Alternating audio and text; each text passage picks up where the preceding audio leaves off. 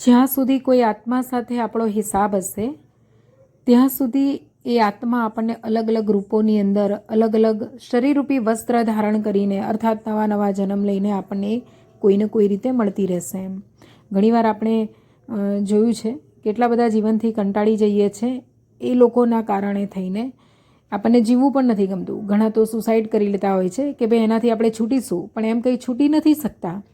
આપણે ઓર હિસાબ બનાવીએ છીએ અને મૂડી સાથે વ્યાજ આવે છે એટલા સમયનું એટલા જન્મોનું. અને કોઈ આત્મા સાથે આપણો હિસાબ જ્યારે પતી જાય છે ત્યારે તમે એને ગમે એટલું રોકવાનો પ્રયત્ન કરો પણ એ આત્મા રોકાતી નથી, એ આપણાથી દૂર જ થઈ જાય છે.